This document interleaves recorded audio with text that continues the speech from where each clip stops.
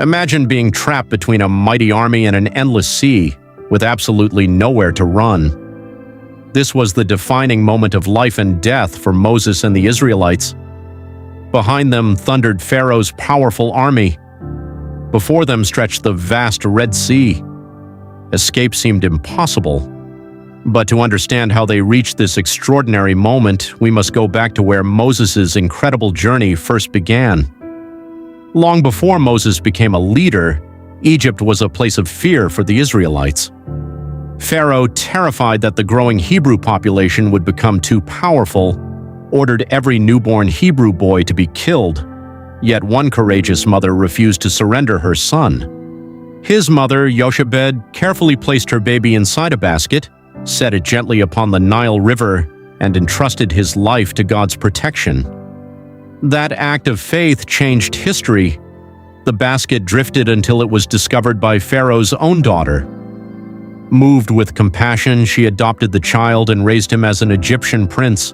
I will call him Moses. Growing up in the royal palace, Moses enjoyed every privilege Egypt could offer.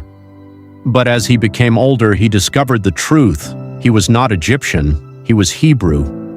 One day he witnessed an Egyptian slave master brutally beating an Israelite. Overcome with anger, Moses struck the Egyptian and killed him. Realizing his life was now in danger, Moses fled Egypt into the wilderness of Midian. In Midian, his life took an unexpected turn. He came to the aid of several shepherd women who were being harassed at a well. One of them was Zipporah, the daughter of the priest of Midian. In time, Moses married Zipporah and settled into a quiet life as a shepherd. Years passed. Then one ordinary day, while tending his flock near Mount Horeb, Moses saw something impossible. A bush was burning with fire, yet it was not consumed. As he drew closer, a voice called from within the flames, "Moses, Moses!" God declared, "I have seen the suffering of my people. Go to Pharaoh and bring the Israelites out of Egypt." Frightened, Moses replied, "Who am I to do such a thing? I am not a good speaker." God answered, "I am who I am. I will be with you. Your brother Aaron will speak for you."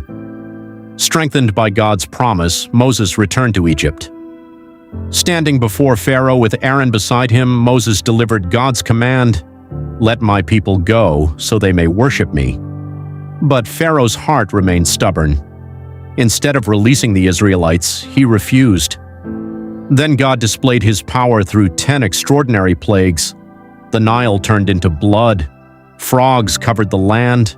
Gnats and flies overwhelmed every corner of Egypt. Disease destroyed the livestock. Painful boils afflicted the people. Massive hailstorms devastated the crops. Locusts consumed everything that remained. Darkness covered Egypt for 3 terrifying days. Finally came the last and most devastating plague, the death of every firstborn in Egypt. Broken by unimaginable loss, Pharaoh finally gave in. "Go, leave Egypt." The Israelites departed quickly, carrying everything they owned.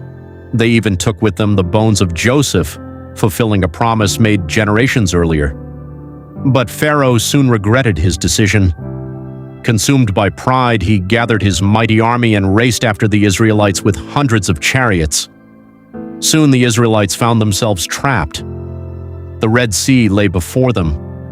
Pharaoh's army closed in behind. Fear spread through the camp. Then God instructed Moses to lift his staff. As Moses obeyed, a mighty wind swept across the sea.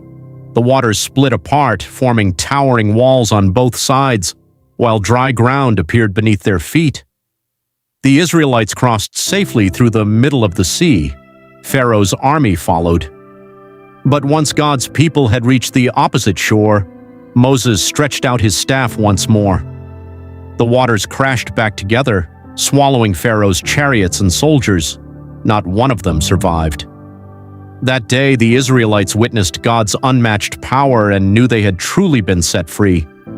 As they entered the wilderness, Miriam, the sister of Moses and a prophetess, led the women with tambourines, singing and dancing in joyful praise.